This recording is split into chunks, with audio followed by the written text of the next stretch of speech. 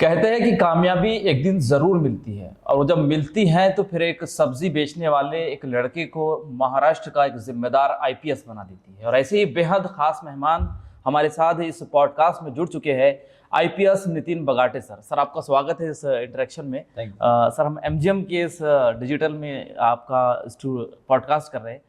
Sir ये हमारे लिए एक गर्व की बात है कि हम ज़िले के पहले आईपीएस ऑफिसर से यहाँ पर इंटरेक्ट कर रहे हैं, क्योंकि एक संघर्ष के रास्ते से होकर गुजरने के बाद जब आप सफलता के स्थान पर स्थापित होते हैं तो वो जर्नी जो होती है हम वो समझना चाह रहे हैं कि वो कैसे वहाँ तक पहुँचा जाता है। देखिए कि एक जिम्मेदारी की बात है कि एक लाइफ जर्नी की बात है।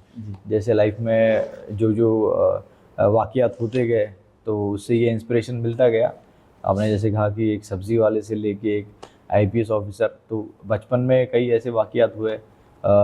हमारे घर के सामने ही एसपी ऑफिस है, वहाँ पे कभी दोस्तों के साथ हमने सब्ज़ी बेची थी, तब वहाँ पे अच्छे बुरे कुछ एक्सपीरियंस आए थे। तो तभी दिल में हर बच्चे का एक ख्वाहिश होती है, एक सपना होता है कि कभी मैं भी पुलिस वाला बनूं।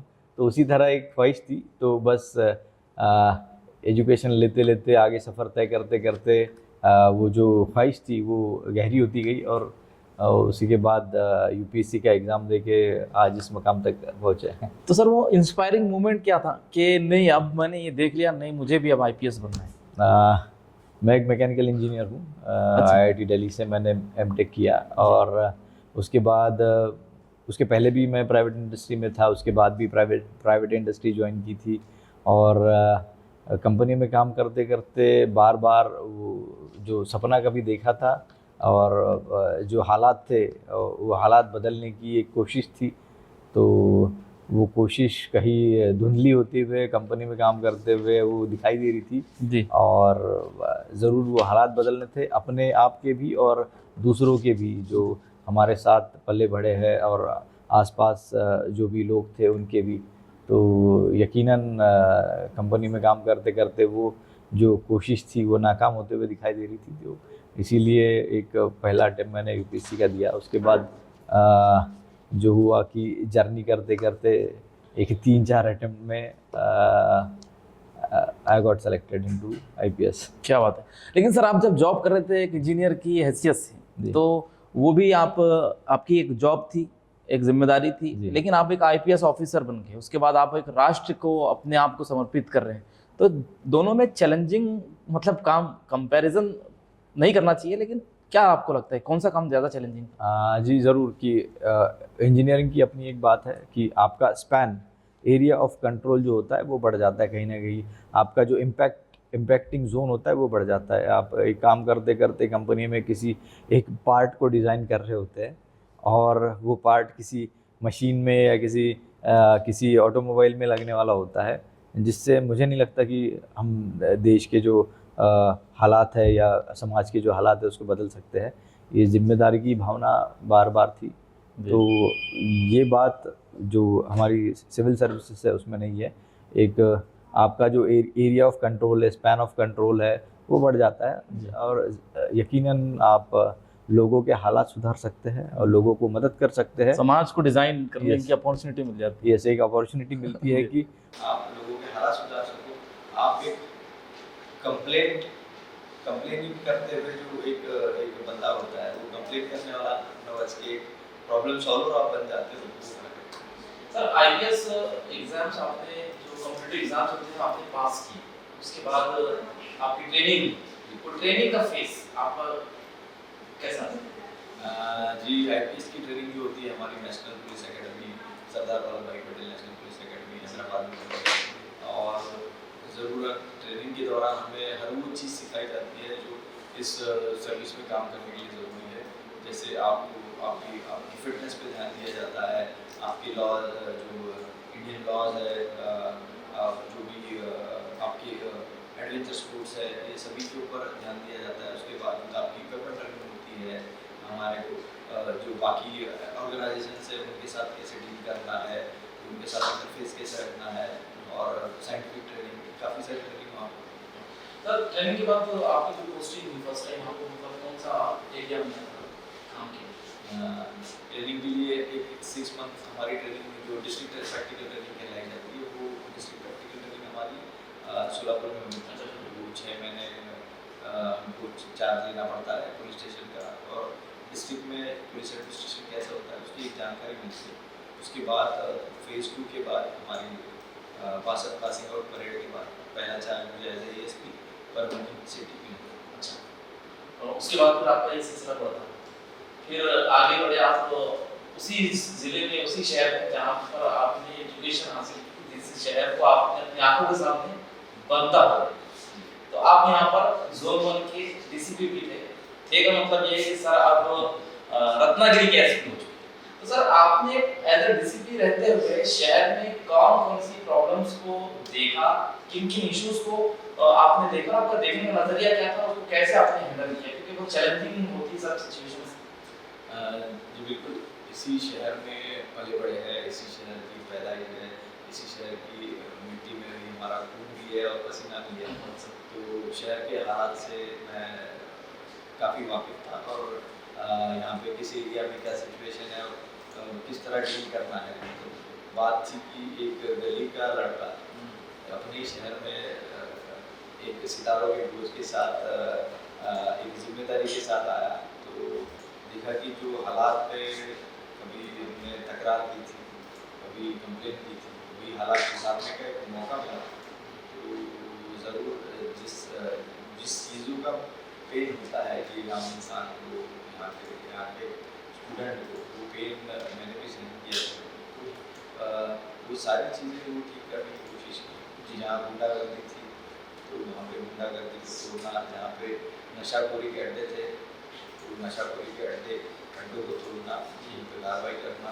ये क्रिमिनल सिचुएशन को आपने कैसे हैंडल किया, क्योंकि एक तो हाईली सेंसिटिव चीज़ है, वो सारी चीज़ें कंप्लीट टेंशन पैदा हो जाती है, या फिर आप एक आईपीएस ऑफिसर, आपके सामने जैसे सब चीज़ें आती रहती है कि आज ये पहले भी मालूम हो जाता होगा, कभी आपको सिचुएशन होने के बाद आप तक पहुँचते, तो आपने वो जगह बॉलीवुड की सुना फारूक के हाथ बांधे हुए, तो आपने किन हाथों के साथ भी सिचुएशंस को कंट्रोल करने का सोचा? जैसे मैंने कहा कि शहर के हालात से वाकिफ़ था, शहर के लोगों से वाकिफ़ था, तो मेरे लिए बहुत आसान रहा कि महाराष्ट्र में छत्रपति संभाजी नगर बहुत ही ज़्यादा सेंसिटिव शहर माना जाता है, तो हालात से वाकिफ़ था।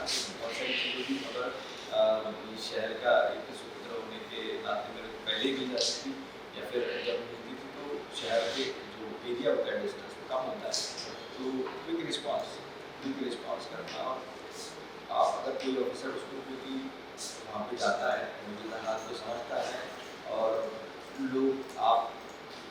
लोगों को अपना समझ के उसकी करते हो, मुझे नहीं लगता कोई प्रॉब्लम होता है किसी सिचुएशन को हैंडल करने में।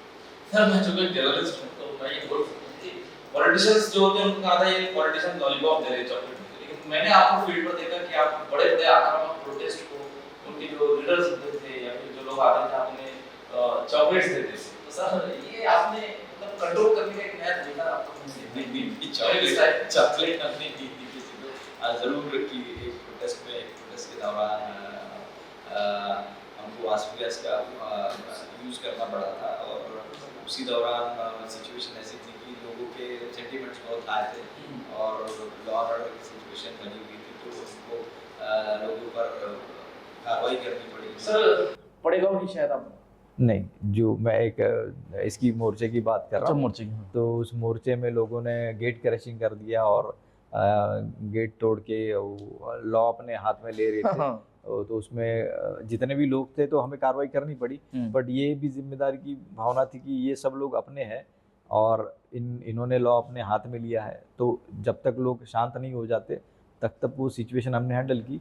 उसके बाद लोग भूखे थे सवेरे से, और जाहिर सी बात थी कि सभी भूखे लोग अपने भाई है, अपनी बहन है, तो उनको एक चिक्की हमने खिलाई थी तो वो भी हमारी जिम्मेदारी थी कि वो अपना हाथों में कानून को अपने हाथ में न ले, और दूसरी भी हमारी जिम्मेदारी थी कि लोग भी अपने हैं, कानून भी अपने हैं, तो दोनों ना रहे, किसी को कोई प्रॉब्लम ना हो। जी सर, लेकिन आपने एक यहाँ पर जोन 1 की डीसीपी रहते हुए आपने बहुत सारे ऑपरेशंस भी चलाए, जैसे कि ऑपरेशन फूड था, तो सर वो क्या एक्चुअल में क्या मूवमेंट था? ऑपरेशन फूड के दौरान हुआ ऐसे कि एक इन्फॉर्मेशन आई कि इस तरह के जो गवर्नमेंट के फूड पैकेट्स जो है महिला और बाल कल्याण विभाग के, वो फूड पैकेट्स को साइफन ऑफ करके कहीं और ब्लैक मार्केट में लेके जा रहे हैं। तो मैं और मेरा एक कांस्टेबल हम लोग वहाँ पे पहुँचे, तो हमको एक ही ट्रक की खबर थी, पर अंदर जाने के बाद पूरा भंडार वहाँ पे मिला, जिसके तहत हमने कार्रवाई की और वो सारे पैकेट सीज करके उस पर क्राइम रजिस्टर किया गया। तो उसका ये हश्र किया जाएगा।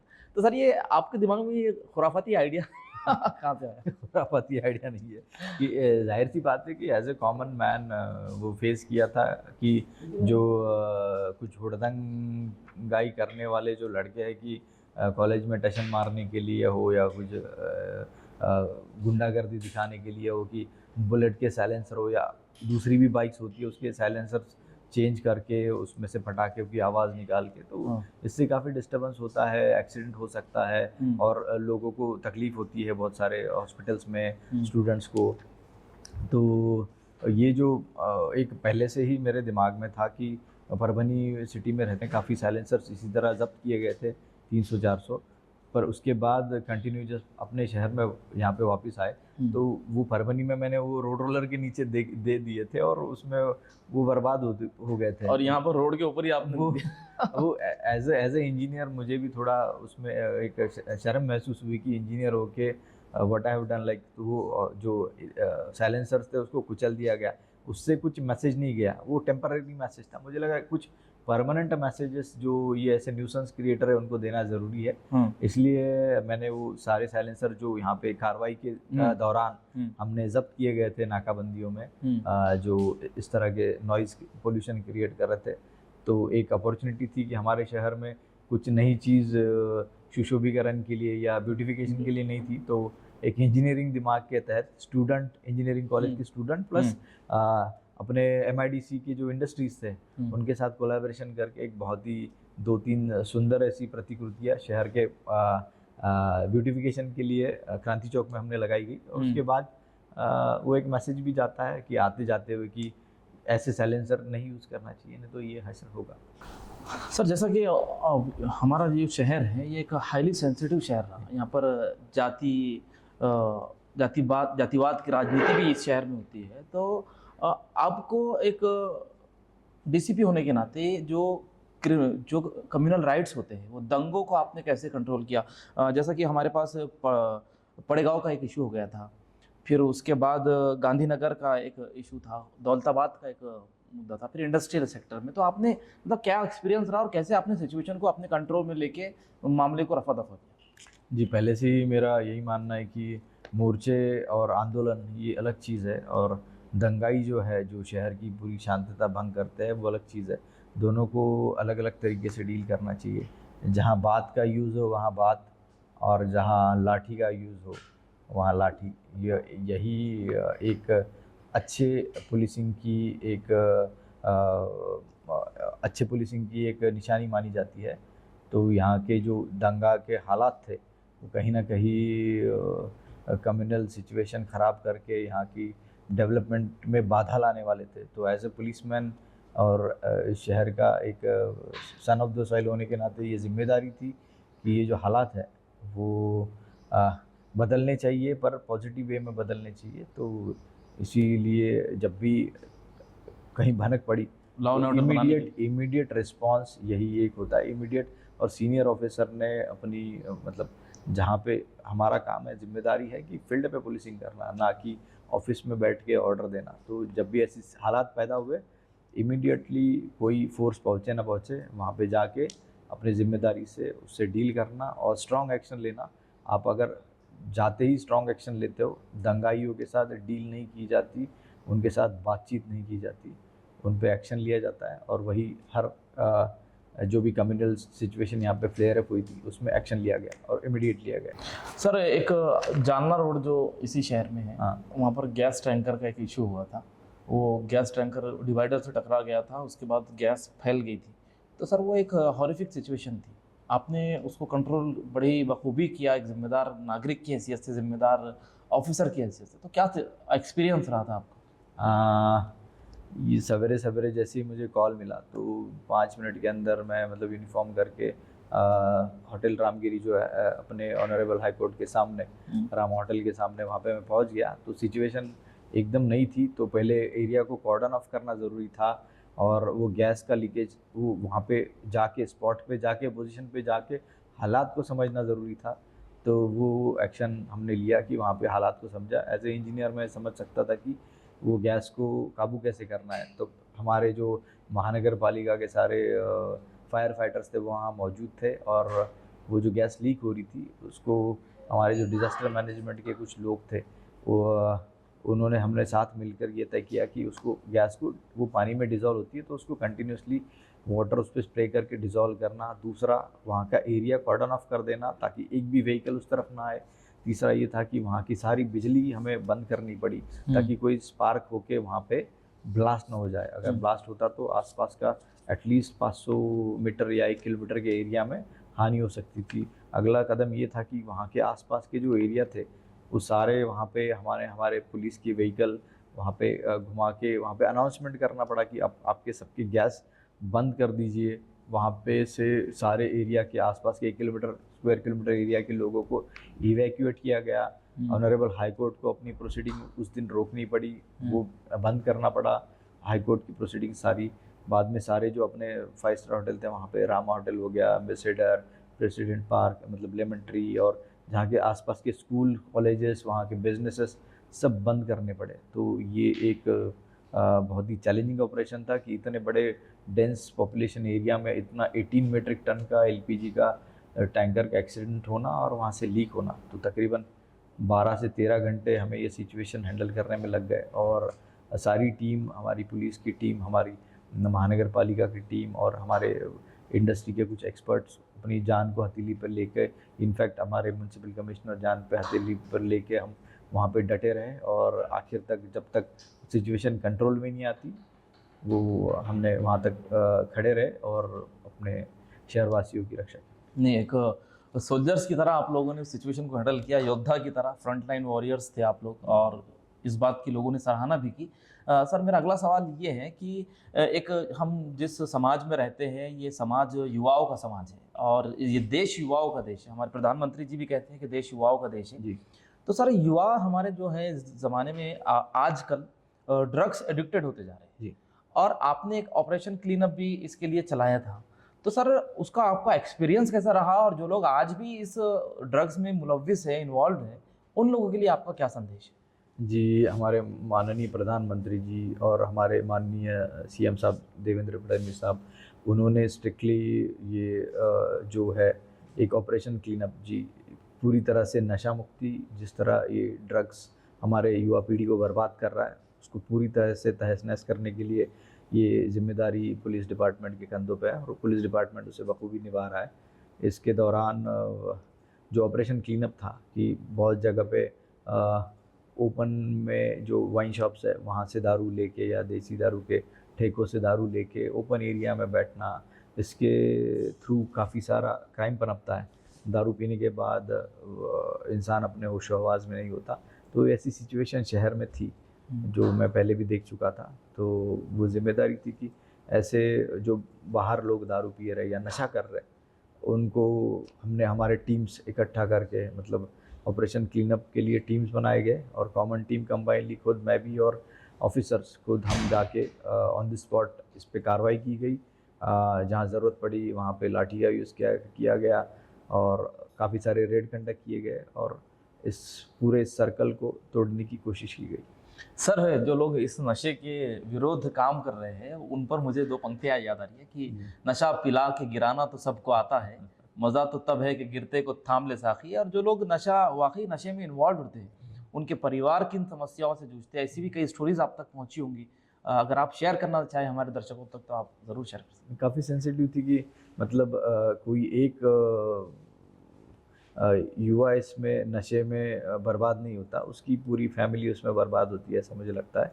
और काफ़ी सारे ऐसे किस्से थे कि जिनमें एक युवा के वजह से उसके माँ बाप को भी वो दोनों भी मतलब टेंशन में थे और जिस तरह उनके हालात बदले, उनका पूरा पैसा, उनकी पूरी जितना कमाई हुई ज़िंदगी भर की मेहनत थी वो बेटे को सुधारने में लग गई। और पूरे जो हालात थे उनके, मतलब एक लोअर मिडिल क्लास से लेके गरीबी रेखा से नीचे उनको आना पड़ा था, और तब भी हालात नहीं सुधरे थे। तो ऐसी बहुत सारी कहानियाँ हैं जिसमें एक युवा बर्बाद नहीं होता कि पूरी वो उसकी फैमिली, पूरी उसके आसपास के लोग इसमें बर्बाद हो जाते हैं। तो मेरी युवाओं से यही अपील रहेगी कि कोई भी ड्रग्स के नशे के पीछे आप मत जाइए। आप एक यूथ है, एक सशक्त युवा है, और आपसे ही अपनी अगली पीढ़ी, अपना एक सशक्त भारत बनेगा। तो आप सभी से दरख्वास्त है कि आप एक फिट इंडिया मूवमेंट है माननीय प्रधानमंत्री जी ने चलाया हुआ, कि युवा पीढ़ी, मतलब it is a comprehensive movement, not only to take them out of consumption of drug, but इनको एक फिट इंडिया की तरफ भी हमें जाना है, एक फिट मूवमेंट, एक हैप्पी इंडिया बनाना है। तो यही चाह है। सर, आप अभी रत्नागिरी के एसपी हो जी। आपने इस शहर की भी हालात देखी और अब रत्नागिरी में आप एसपी हो, तो सर दोनों शहर में आपको क्या डिफरेंस नज़र आया? कौन सी चीज़ आपको ज़्यादा प्रभावित करती है, उधर या इधर? जी, हर शहर के हर एरिया के हालात अलग अलग होते हैं जी। ज़रूर। ये बहुत सेंसिटिव शहर था छत्रपति संभाजी नगर, बट कोंकण में सिचुएशन काफ़ी डिफरेंट है, वहाँ के हालात काफ़ी डिफरेंट है। बट वहाँ के लोगों ने जो कंप्लेन हमने जाते ही की कि जो पुराने कुछ छोटे मोटे कम्युनल सिचुएशन थे, उसके तहत उसको डील करने के लिए हमने वहाँ पे सामाजिक सलोखा समितियाँ बनाई गई है। तो वो सारे गांव-गांव की मीटिंग में हम खुद पार्टिसिपेट कर रहे हैं। मैं जाके हर गांव के लोगों को वहाँ पे मिल के उनकी सिचुएशन समझता हूँ, उनके दूसरे प्रॉब्लम्स भी जो है वो भी सॉल्व होते हैं, उनके कंप्लेंट जो पुलिस कहीं रजिस्टर नहीं कर रही है वो भी रजिस्टर किए जा रहे हैं। तो एक डायरेक्ट कॉन्टैक्ट एक पुलिस ऑफिसर्स का लोगों से बनाया जा रहा है, और एक जनसंपर्क जो है पुलिस का बढ़ाया जा रहा है। दूसरा, ड्रग्स के कंप्लेंट काफ़ी थे वहाँ पे, तो हमने वहाँ पे कंटिन्यूस अपनी पुलिस की एक्शन स्टार्ट कर दी गई है। जल्दी हम वहाँ का पूरा जो नेक्सस है वो तोड़ेंगे। तो हालात रत्नागिरी में जो है वो काफ़ी शांत, कोंकण काफ़ी पीसफुल है। हालात में डिफरेंस तो है दोनों के, मतलब छत्रपति संभाजी नगर के और रत्नागिरी के। तो पुलिसिंग भी एंगल हमारा देखने का भी डिफरेंट है। लेकिन ये आपका घर है। जी बिल्कुल। वो भी ये पूरी मिट्टी हमारी है, और ये जन्मभूमि है। ये जन्मभूमि है और यही कर्मभूमि है। अच्छा, सर हम इसको अंत करेंगे कुछ सवालों जी। में। तो सर आजकल जो युवा हैं उनके पास रिसोर्सेज बहुत ज़्यादा है। उर्दू में कहते हैं कि वसाइल और मसाइल, यानी कि रिसोर्सेज और प्रॉब्लम्स। तो आज जितनी प्रॉब्लम्स है उससे डबल रिसोर्सेज है। तो बहुत सारे लोग हैं, स्टूडेंट से पढ़ना चाहते हैं, आगे बढ़ना चाहते हैं, लेकिन आपने अपनी मुश्किलों को सीढ़ी बनाकर आप एक सफल आईपीएस ऑफिसर बन गए। जो बच्चे अभी फ्यूचर में कुछ करना चाहते हैं उनके लिए आप क्या संदेश देना चाहेंगे? ज़रूर, ऐसा कोई इंसान नहीं होता जो नाकामयाबी की एक जो झलक है नहीं देखता है। हर कोई इंसान जो आज कामयाब दिखाई दे रहा है वो कभी नाकामयाब था। और इसका मतलब ये नहीं कि आप एक बार गिर जाओगे तो आप में वापस उठने की ताकत चाहिए, और वापस उठने की ताकत वो आपका बैकग्राउंड देता है। तो इसमें ज़रूर एक पॉजिटिव थिंकिंग, एक पॉजिटिव एटीट्यूड बहुत ज़रूरी होता है। आपके दोस्त कौन है ये इसमें बहुत ज़्यादा मैटर करता है। आप किन लोगों के साथ रह रहे हो ये मैटर करता है। आपके फैमिली के हालात, आपका बैकग्राउंड, वो आप चूज़ नहीं कर सकते, बट ये आप ज़रूर चूज़ कर सकते हो कि हमारे दोस्त कौन हैं, और आपका जो एटीट्यूड है लाइफ को जीने का और आगे बढ़ने का। आप गिरोगे ज़रूर, बट उठना हमें ज़रूर है, क्योंकि तभी हम आगे बढ़ेंगे जब हम उठेंगे और चलेंगे। तो मेरे ख्याल से युवा पीढ़ी के लिए मेरा यही संदेश है कि जब भी आपको ऐसा लगे कि आप नाकाम हो रहे, तो एक बार बस उठ जाइए और चलने लग जाइए, हालात अपने आप सुधरने लग जाएंगे। ठीक है सर, तो ये थे हमारे साथ आईपीएस नितिन बगाटे सर, जिन्होंने अपनी ज़िंदगी के संघर्ष को भी बताया और अपने लाइफ एक्सपीरियंस एक एडमिनिस्ट्रेटर की हैसियत से कैसा था वो भी हम तक शेयर कर रहे थे। जिनकी बातों से हमें सीखने के लिए यही मिला कि हालात चाहे कैसे ही हों, क्योंकि जो जुगनू की तरह चमकना जानते हैं तो फिर ना वो रोशनी के मोहताज होते हैं और ना ही अंधेरों का उन्हें खौफ होता है।